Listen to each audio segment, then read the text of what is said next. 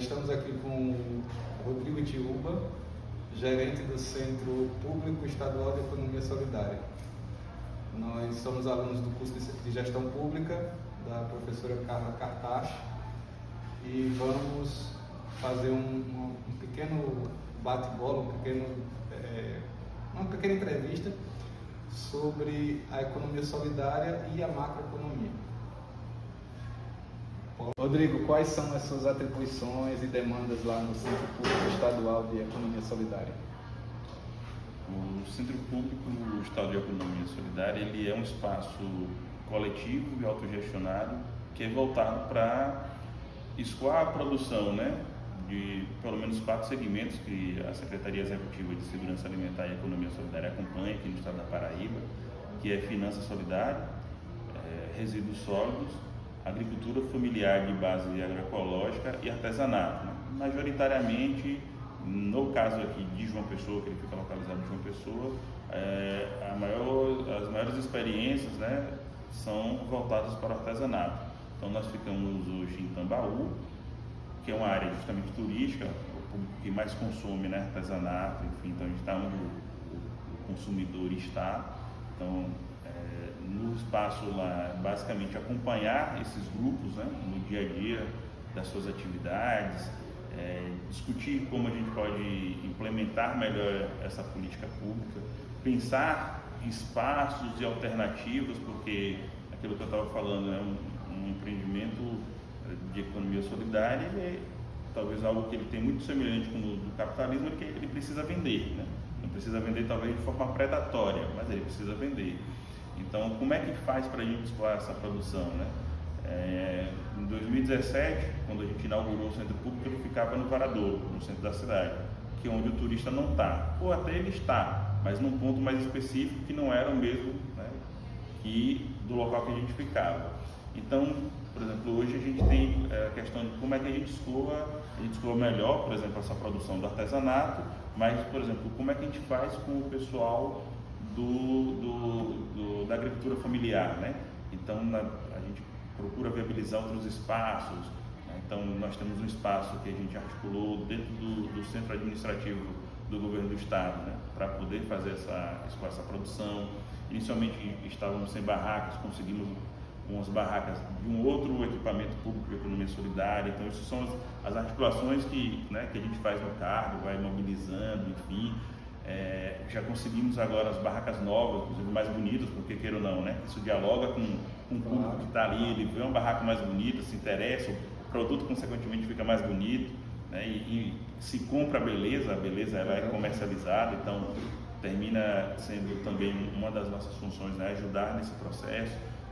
16, 17, 18 e 19 agora de novembro vocês estão convidados, nós teremos a segunda Feira Nordestina de Agricultura Familiar e Economia Solidária, que vai ser lá no Espaço Cultural, já é um espaço onde também nós estaremos tanto com artesanato quanto com a agricultura familiar, E a gente dialoga muito também numa lógica que a gente chama de comitê gestor.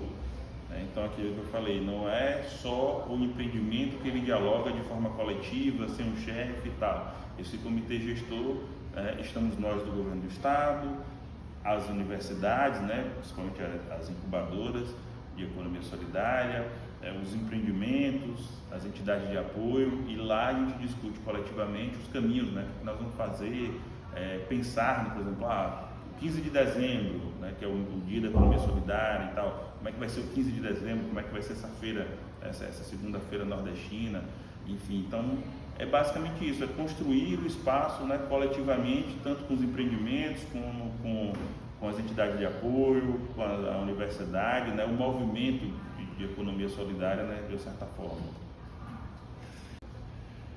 Rodrigo,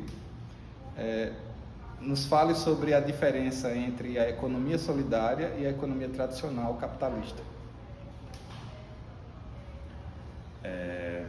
A economia solidária, ela precisa ter algumas pontuações para ser considerada economia solidária. Então, é necessário que mais de 3 pessoas estejam ali praticando.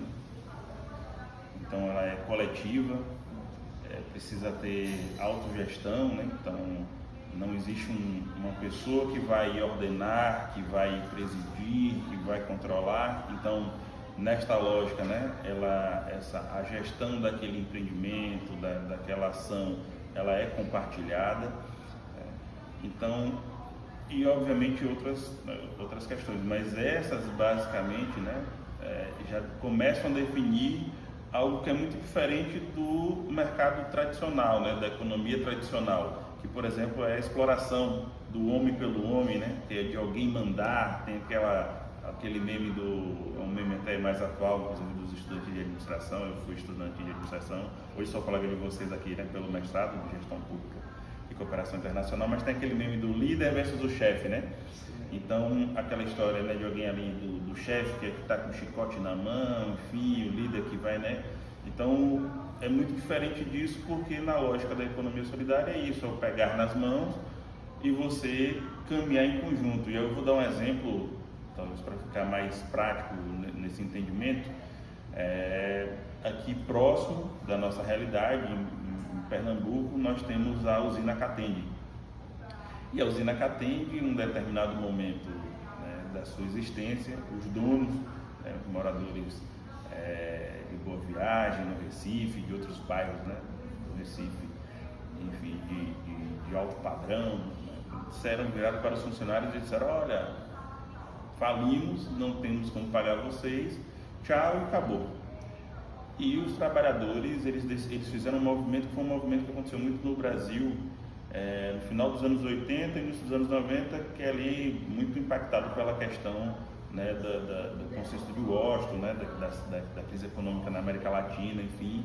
E aí eles resistem e falam: não, a única coisa que a gente sabe fazer da vida é isso aqui, o pessoal foi embora, deixou aqui o prejuízo e não pagou a gente, nós vamos tocar esse negócio. E eles tocaram o negócio. Então hoje é aquilo, um negócio que foi dito que estava dando prejuízo, que faliu, né, passou a dar lucro, né, enfim, e ser dividido de forma igualitária, conforme o trabalho de cada um que estava ali naquela ação, naquela labuta, e fazendo a coisa acontecer, né? Então a economia solidária é muito isso, é esse conjunto de ações, como o próprio nome diz, né, solidário, enfim, do pegar nas mãos e fazer acontecer sem ter alguém te explorando a mão de obra, né? Quer dizer que no caso, os próprios trabalhadores foram lá e consertaram o prejuízo que o capitalismo deu. Exatamente. Reverteu aquele prejuízo que seria para eles, reverteu em lucro os próprios trabalhadores. Exatamente. Os trabalhadores, as trabalhadoras se uniram, né, e fizeram essa experiência ser uma experiência que nós chamamos de experiência exitosa, né? São Paulo, por exemplo, tem nesse período do final dos anos 80 e início dos anos 90, tem muita história, né, de experiências de metalúrgicas que faliram, né? E aí os trabalhadores, as trabalhadoras assumiram aquele empreendimento, aquele negócio, nessa lógica da economia solidária, e aquela experiência, ela passou a ser uma experiência exitosa, né? Obviamente que assim, até questão salarial, mas obviamente respeitando até talvez a questão de o companheiro é contador, obviamente o piso do contador, enfim, mas essa experiência, ela passou a ser uma experiência que mostrou que, ao contrário do que houve ali, né, de pessoas inclusive com, sei lá, pós-graduação, né, o MBA, alguma coisa, em finanças, enfim, eles fizeram dar certo. Porque muitas das vezes aquilo, a exploração, a lógica da exploração pela exploração, é o lucro pelo lucro. Eu sempre questiono muito, e aí não é uma pauta da economia solidária específica, mas eu sempre abordo isso até para exemplificar, né?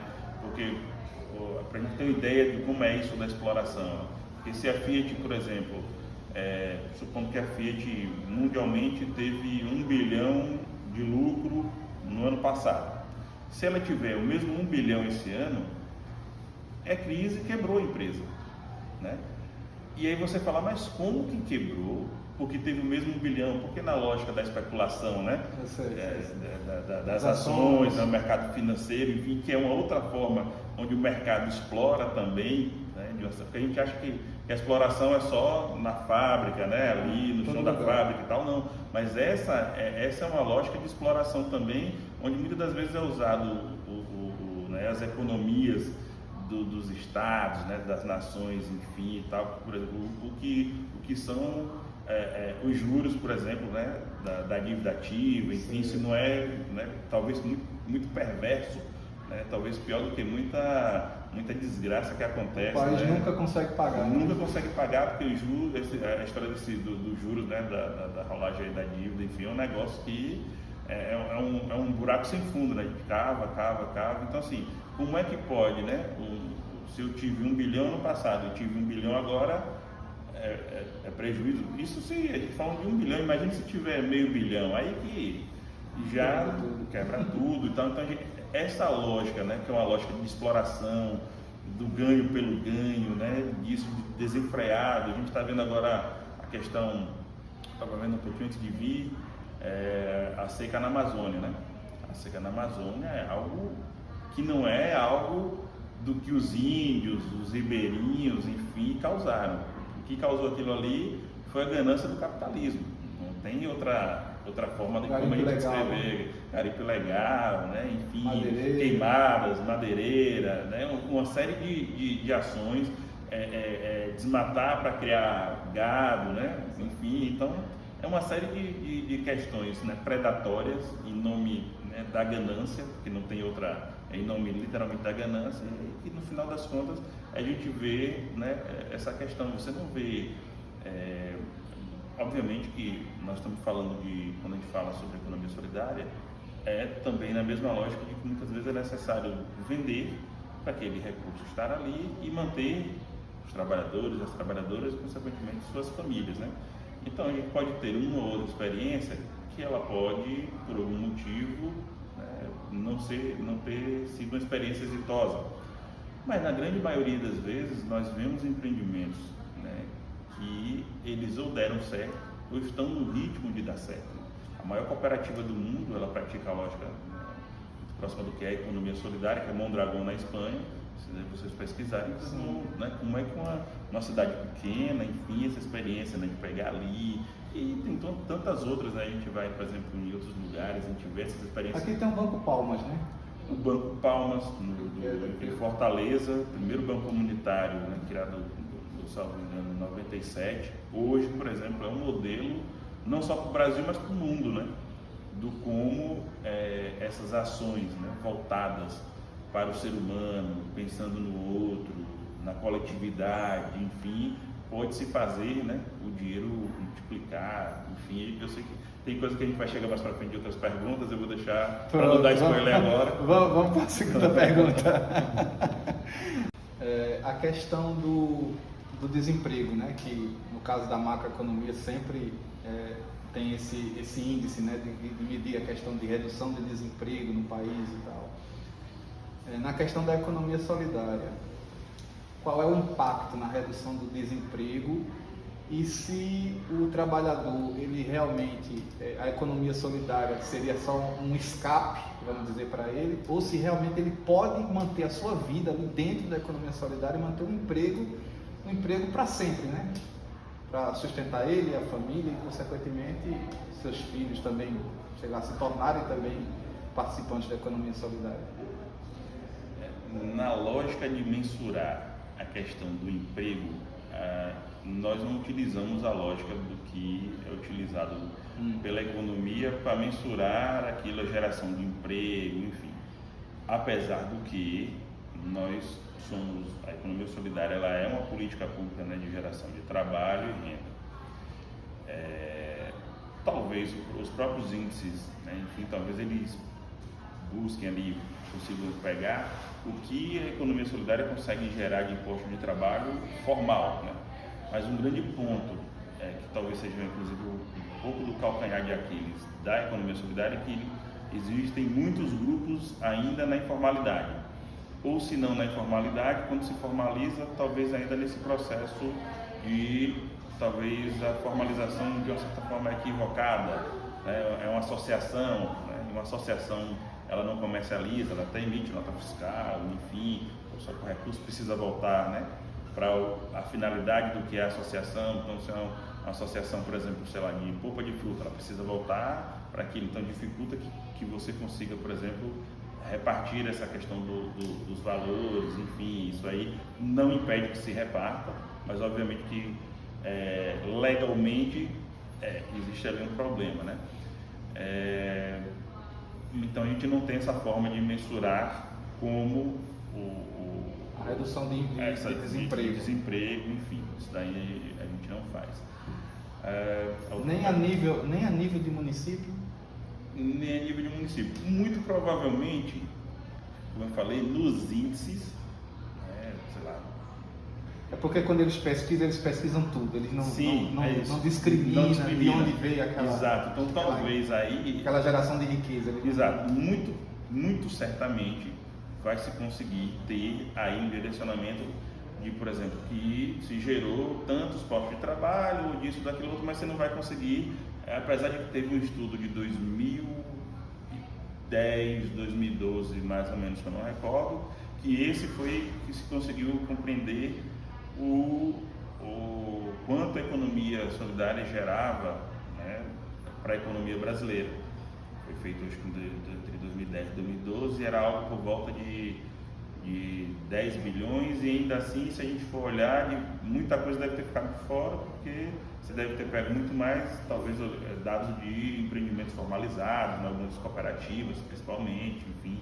Creio eu que esse dado, se você for pesquisar, né, vai para um pouco maior. Falta ferramenta ainda, né, para essa questão. Para fazer essa mensuração.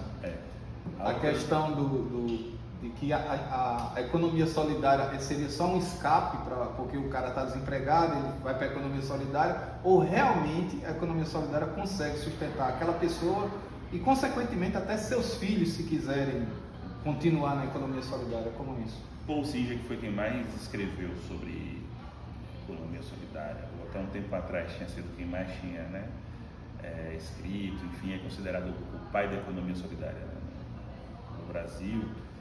Ele tinha uma compreensão de que nos momentos de crise, né, eram os momentos onde a economia solidária ele tinha, né, uma maior procura, uma maior prática, enfim, tanto que muito desse aumento realmente das práticas a gente tem justamente nesse período ali, né, onde na América Latina essa história do consenso de Washington deu errado, muitas empresas quebraram, a história de empresas recuperadas, enfim, então a gente tem esse boom, vamos dizer assim, né?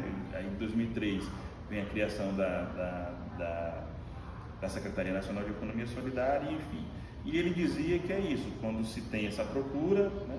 E a gente percebe também que o brasileiro, talvez exista uma cultura muito grande do flertar com isso da carteira assinada, né? Carteira de trabalho, 13º, né? O PIS, PASEP, os direitos, enfim, né? Que o trabalhismo conseguiu fazer e que o capitalismo conseguiu, né, destruir, ou vem destruindo aí, inclusive mais recentemente, né, inclusive usando esses mesmos ideais do consenso de Washington. O tal do MEI. É uma coisa mais recente e tal, e aí a gente vem tendo essa destruição desses direitos. Então, mas ainda é algo que, talvez por cultura, e aqui não estou julgando se entre certo e errado, mas muitas das vezes se deixa, até se está em um local onde financeiramente está sendo uma possibilidade, é uma viabilidade, você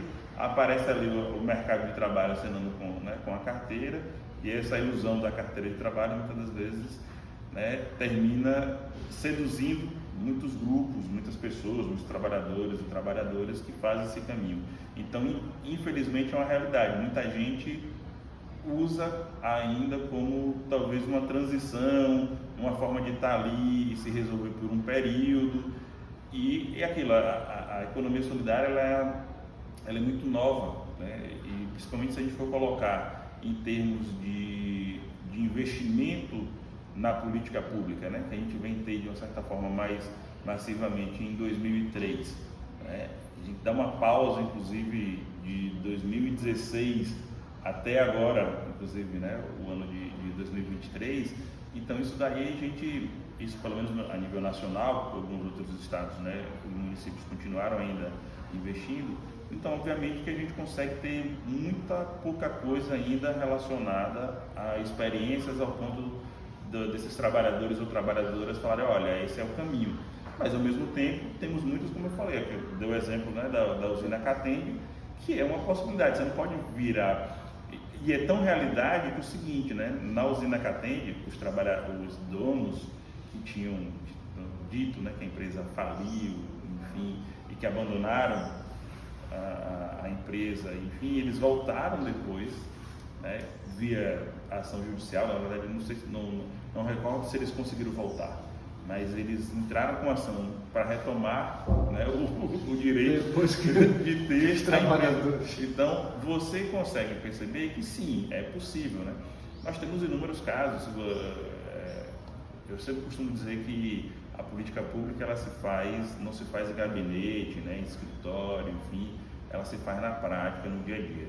Inclusive eu convido vocês, né, eu não sei como é que a professora de vocês, se é possível, se não é possível, mas eu gosto muito de uma experiência que nós temos em São Sebastião de Lagoa de Roça, de uma cooperativa chamada Copaf, talvez algo próximo a 200 cooperados, né?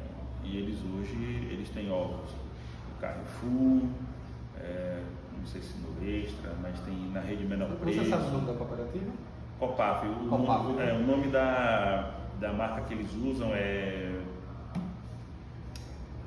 esqueci agora, me fugiu. Depois a gente pesquisa e eu vou até colocar no vídeo. Pronto, mas Sou Caipira, lembrei, Sou Caipira. E aí você chega lá, você percebe que funciona, caminhões, etc, né? Enfim. E é só os trabalhadores que gerenciam aquele. Que gerenciam aquela ação. É uma cooperativa do que a gente costuma dizer que é uma experiência exitosa, né? Então é uma cooperativa que eles vendem ovos, vendem frango, né? Tanto para o mercado privado quanto também para o que a gente chama das compras públicas, né? Eles vendem para o PENAI, etc, enfim, para as escolas, hospitais, enfim. Então é uma experiência. Eu conheci essa experiência em 2016. Hoje, em 2023, é uma experiência que ela se mantém, inclusive, mesmo que com o corte que eu falei, né, que eu mencionei, com o corte nacional de investimento na política pública de economia solidária, e é uma das experiências mais exitosas que nós temos aqui no estado. Então, se vocês, né, puderem ir, não sei como é que a gente faria, enfim, mas a gente pode mobilizar o Dona Nazaré, que inclusive é uma das cooperadas, uma pessoa que a gente tem muito fácil acesso, para levar lá, vocês conhecerem, comer uma galinhada, enfim. Fica uma sugestão aí para a nossa professora, quiser dar uma aula prática sobre isso. Então ela é possível. Mondragón na Espanha, né? A experiência, quem puder depois dar uma pesquisada em Mondragón também é outra experiência. O Banco Palmas é uma outra experiência, né? Que vem dando certo. O Joaquim disse que deu errado no início, né? Porque no início é aquilo, eles estavam aprendendo, foi o primeiro banco comunitário, então abriu e no mesmo dia fechou, faliu, né? Se fechou, não faliu. Porque emprestou todo o dinheiro não voltou, como é que faz, né? E aí, é o que a gente vai fazer agora na próxima pergunta. E aí, como é que faz? Mas sim, é possível, é um caminho. A economia solidária é aquilo, ela é uma política pública de geração de trabalho e renda, mas eu visualizo como uma possibilidade, talvez aí um embrião que a gente tenha como economia do futuro. Esse modelo ele se desgastou e todas essas crises, né, que vem nos mostrando nos últimos tempos, ela mostra isso, inclusive porque mostra o seguinte, que a crise ela só serve para arrochar o trabalhador e a trabalhadora, e quem realmente lucra é o capital especulatório, né? O rico ganha mais. O rico ganha mais, né? Aquilo que a gente estava falando. Qual é o remédio para as crises? Geralmente são os juros, né? E na história dos juros, por exemplo, né? A história da rolagem, né? Da dívida e tal, dos juros, enfim. Quem vai lucrar com isso são os bancos. Ninguém mais, ninguém menos que os bancos, né?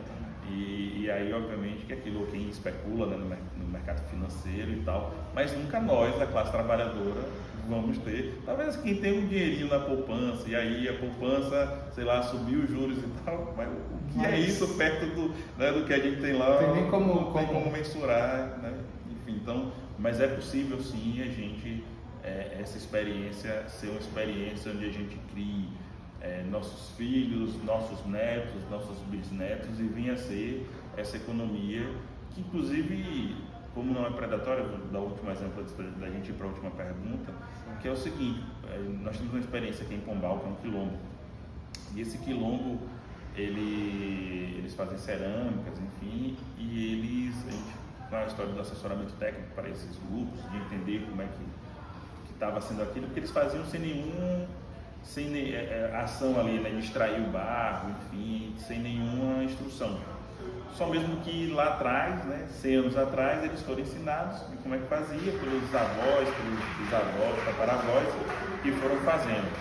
E aí, o assessoramento técnico lá da secretaria foi examinar, fazer o impacto ambiental daquela extração. E nesses 100 anos, por exemplo, não houve dano ambiental. Se fosse uma empresa extrair para poder vender, e na lógica do a gente precisa vender mais, porque tem que ganhar mais, porque tem que tal, provavelmente teria já causado algum dano ambiental, né? Então, assim, é uma economia sustentável. É uma economia sustentável. É isso. Nós estamos aqui com o Rodrigo Tiúba, gerente do Centro Público Estadual de Economia Solidária.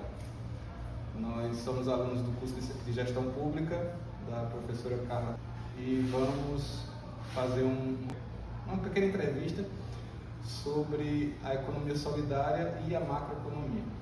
Nós estamos aqui com o Rodrigo Tiúba, gerente do Centro Público Estadual de Economia Solidária.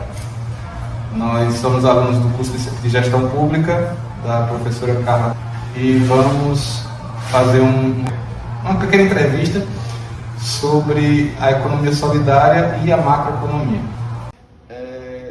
Sobre a questão dos bancos comunitários, né?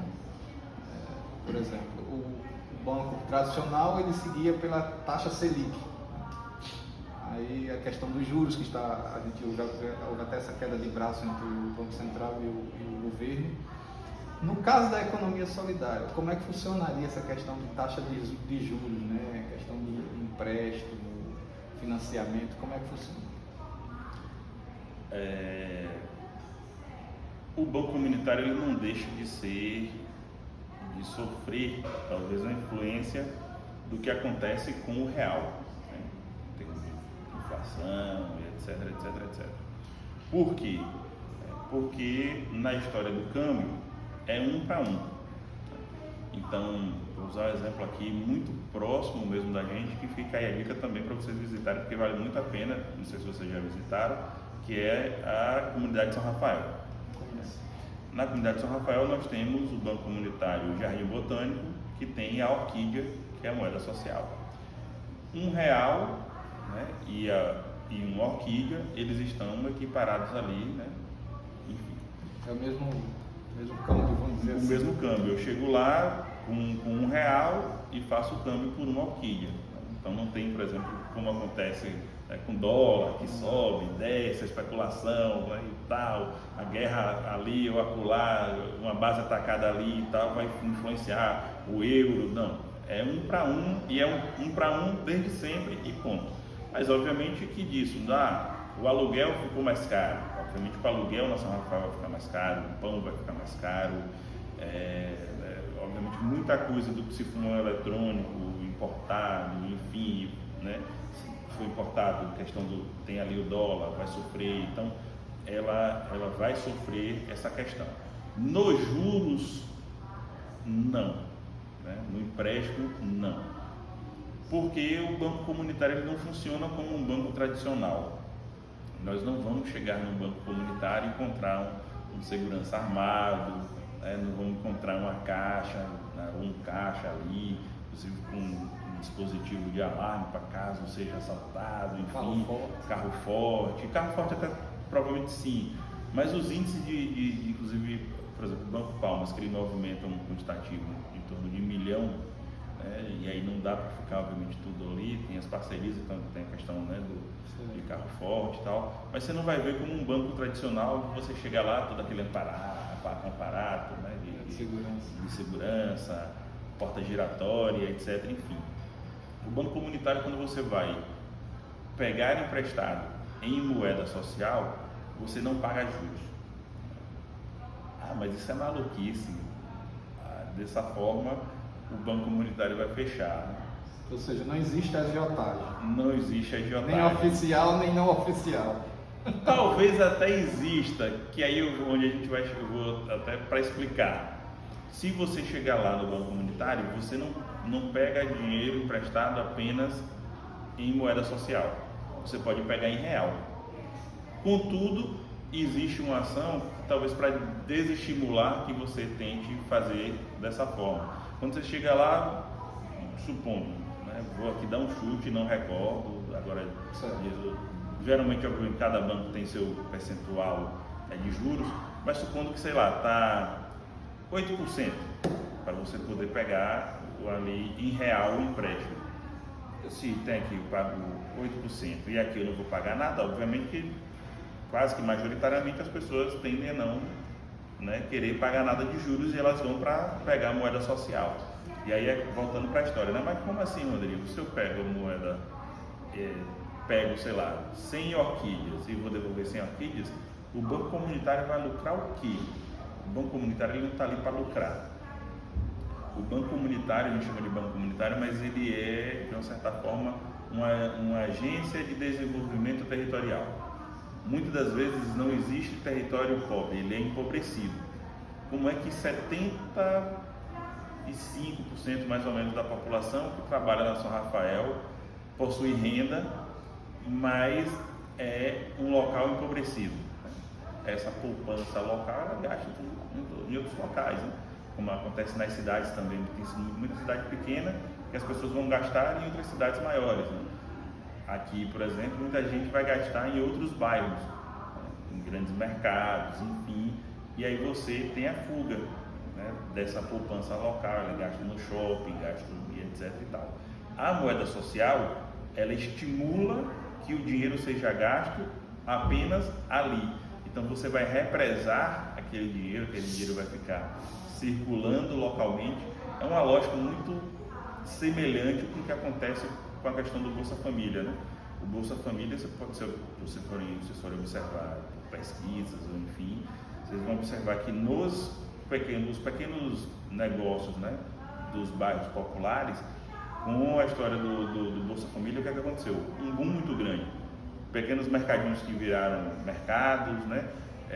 Ou padarias, né? Uma padariazinha pequenininha que virou padaria e mercadinho, né? Porque a dinâmica ali do consumo, né? De itens, né? de primeira necessidade, né? Demandou esse crescimento. Então tem uma lógica bem semelhante, porque aquilo, quando você pega o empréstimo ali, você vai fazer o quê? Vai comprar um gás, vai comprar um leite, vai comprar pão, né, café, açúcar, enfim, um feijão, um arroz, uma carne e tal. Então é basicamente isso, né? É empréstimo para consumo mesmo, né, de itens de primeira necessidade.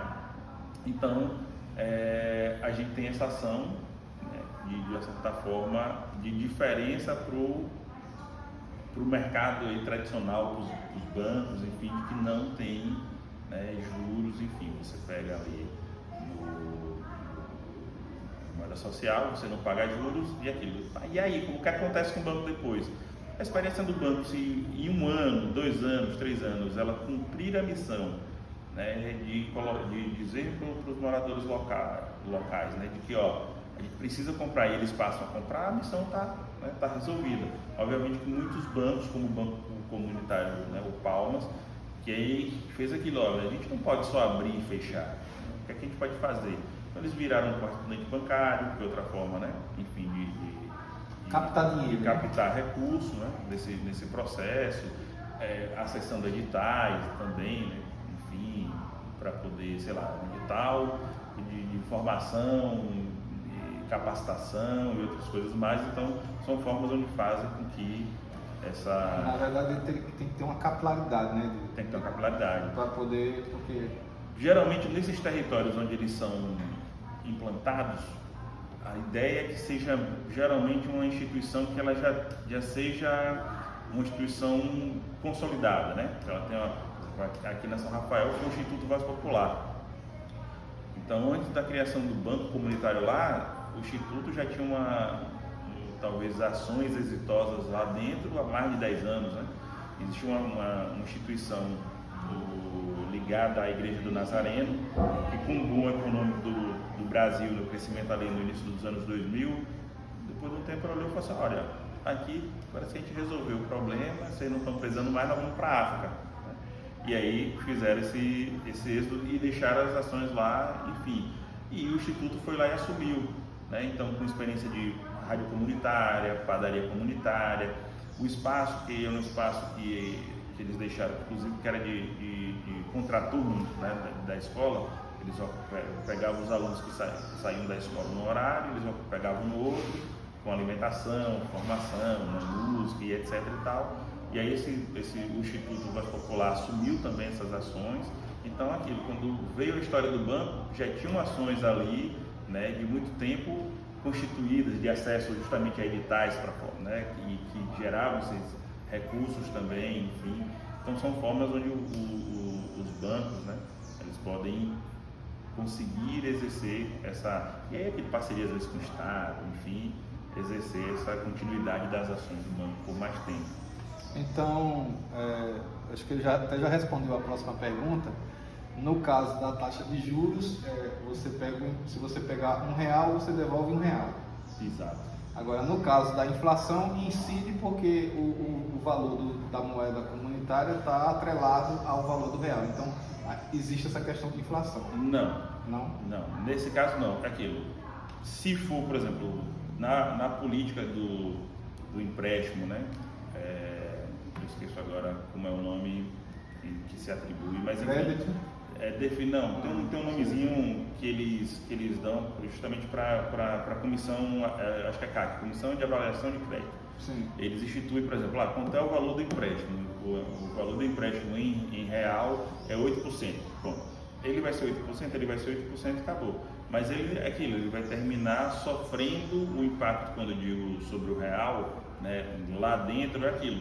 O valor nós tivemos, sei lá, uma inflação, então subiu o valor do aluguel, subiu. Até nisso, talvez a própria moeda local vai sofrer um impacto, porque é aquilo. Se eu iria, mesmo com a moeda local, eu iria pagar, sei lá, o aluguel subiu, então não está mais 400, é 450. Se eu vou pagar em R$100 em Orquídea, aquilo ali vai ter um impacto, né? Esse impacto é difícil de se furtar, porque é aquilo, ele vai ter, por mais que, talvez assim, num local mais desenvolvido, talvez a gente que conseguiu mais desenvolvido, vou reformular, né? Talvez num local onde a economia está muito boa, né? Está mais desenvolvida, mais aquecida, talvez o impacto seja menor, né? Porque aquilo, talvez a pessoa, sei lá, o dono da padaria, em vez de repassar aquele preço no pão, né? Sim. Aquele mês ou no mês seguinte, ele ainda consiga segurar ali um pouquinho, porque ele está com a questão do mercado aquecido, ele está vendendo muito, então na história dele está vendendo muito, então talvez ele tenha um poder de compra, né? De barganhar, por exemplo, a questão o trigo, supondo, né? Então ele comprou mais trigo, conseguiu um desconto maior e tal. Mas esse impacto da moeda a gente não consegue, do real, né? Do que está acontecendo no mercado brasileiro, é impossível de não sofrer. A questão do poder de compra vai afetar. Vai afetar de alguma forma, seja em moeda social ou em real. Não sei se eu consegui essa parte responder, mas é aquilo. Vai ser difícil não ser afetado. Certo. Eu quero desde já agradecer pela sua disponibilidade de nos atender e nos dar uma aula de economia solidária, junto também à economia tradicional, e gostaria que você deixasse suas considerações finais. Bom, aquilo que eu falei, né, eu acho que acredito muito que este modelo é um modelo possível de nós passarmos a exercer, e espero que muito em breve, né? Esse modelo é literalmente predatório, ele só beneficia uma dita elite, né? Até um termo que eu não gosto de usar, enfim, mas é uma dita elite política e econômica, porque realmente aos trabalhadores e às trabalhadoras realmente fica ali o arroxo mesmo, né, do que esses estragos terminam acontecendo. e aí das mais diversas formas, né? Porque quando a gente pensa, a gente acha que ele está falando só de chão de fábrica, né? De carteira assinada, enfim, mas não, ela realmente ela é muito mais ampla, né? Então quando a gente fala, por exemplo, quando a gente pensa hoje na reforma da Previdência, a reforma da Previdência, o capitalismo ele está ali, né? Por mais que a gente talvez não olhe e fale, mas como é que está? Ela está porque ela vai beneficiar justamente essa afetou só a classe trabalhadora. Aí você vê, por exemplo, os juízes, os desembargadores, enfim, e outras camadas mais da sociedade, você vai lá e o camarada ele se aposenta com o mesmo salário, com menos tempo, né?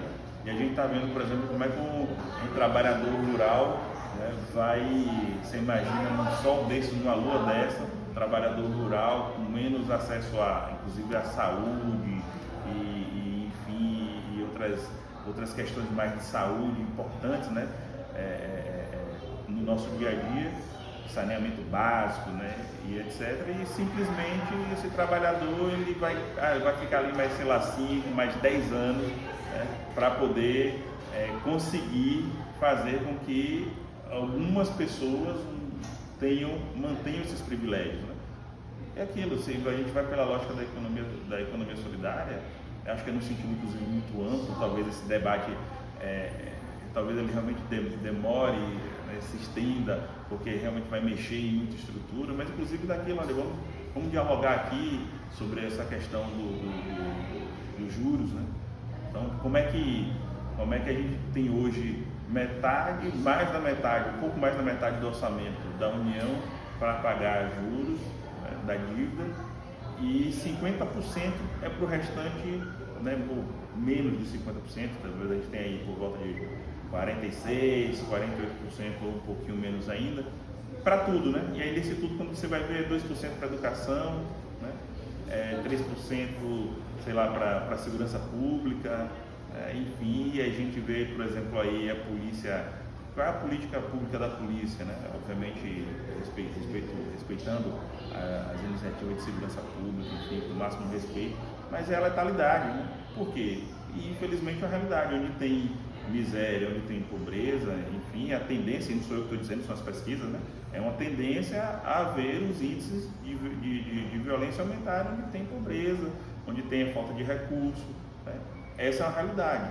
Então, creio eu que a economia solidária ela mexeria com toda essa estrutura, né? Com toda essa questão da sociedade. Você imagina... Até porque não é vantajoso para o camarada roubar a própria comunidade. Exatamente.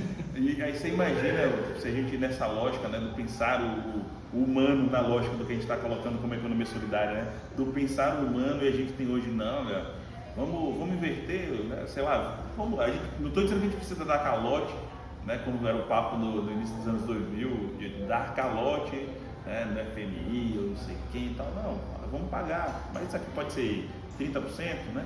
Vamos agora, com isso aqui, vamos investir em educação 10%, ou vamos investir aqui em saúde 10%, pensar no humano, né? Jogar isso, por exemplo, para a Previdência e evitar com que os nossos trabalhadores, as nossas trabalhadoras, nós, né, de fato, que mantemos essa pirâmide, que a gente seja explorado até não poder mais, porque no final das contas, muitas das vezes, o cidadão ele se aposenta, e aí, quando ele se aposenta, ele foi espremido tanto que o que resta daquele, né, daquele pouco da aposentadoria dele, que já é inclusive muito pouco, é para comprar remédio, enfim, ele não consegue inclusive usufruir nada. O camarada trabalhou apenas para manter o privilégio de outros, né? Exatamente. Então, assim a gente encerra essa maravilhosa entrevista, foi muito, muito enriquecedora para mim, eu tenho certeza que para todos vocês.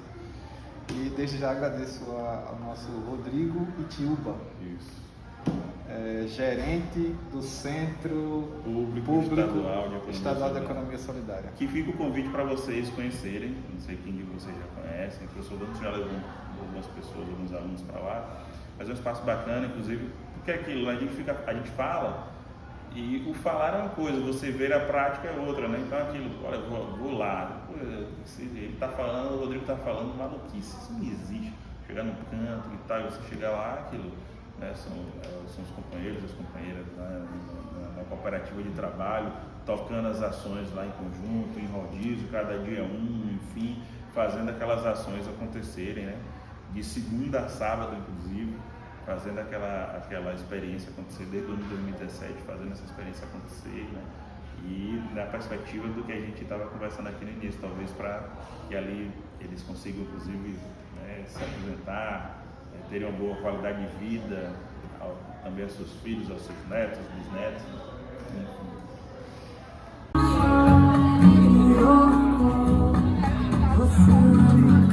Não tem problema não.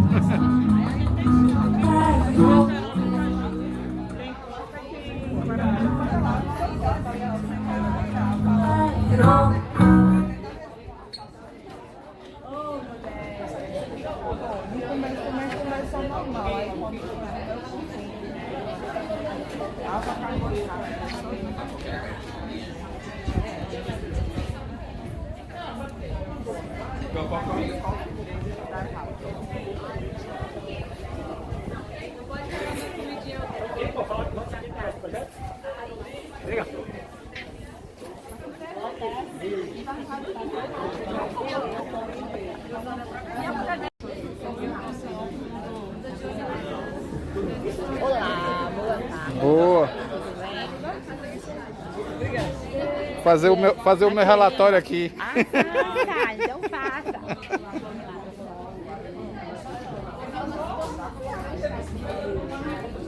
Opa, tudo bom?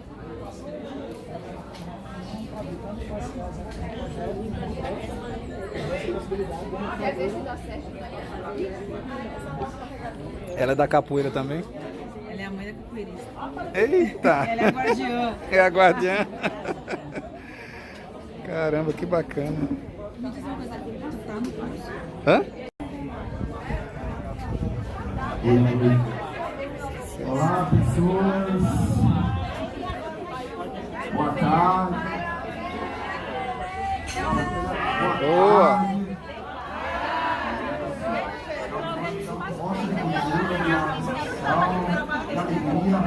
Bom, sejam todos e todas bem-vindos. Estamos no ENEX 2023, né, na realização também da ProEx. Estamos exatamente na tarde de hoje na nossa mostra de arte e cultura. Já tivemos de manhã, estamos agora finalizando a mostra com o turno da tarde. E vocês vão assistir agora uma intervenção, um espetáculo, uma performance intitulado Verso, Fáscia e Batuque e Erlane. No som, Catarina Bandeira. Gostaria de convidar a todos que aproveitem, assistam, selecionem, se divirtam. Com vocês.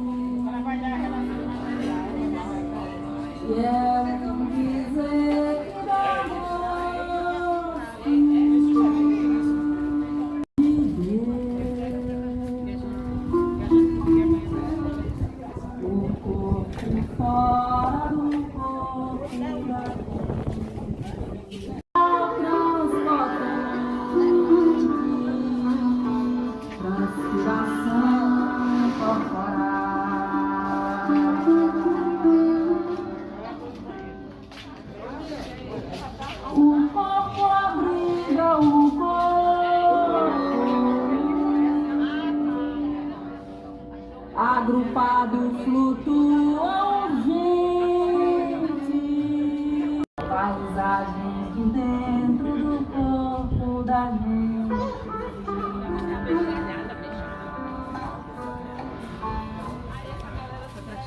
Um bailado do corpo no palco do corpo e da gente.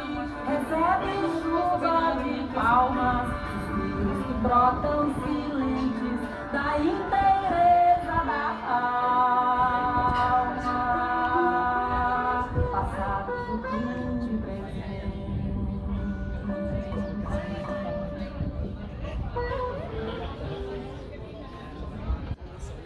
Espelho da alma ancestral,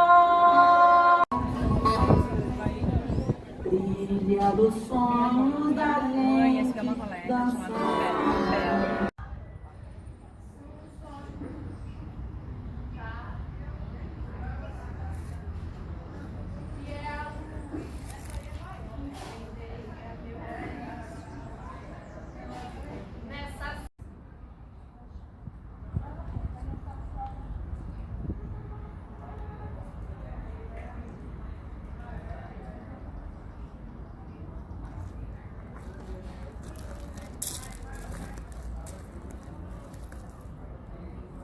Ora, aí é Oxum. Ora, aí é Oxum. Brilho ouro. E a tristeza se vai num só instante, trazendo de volta.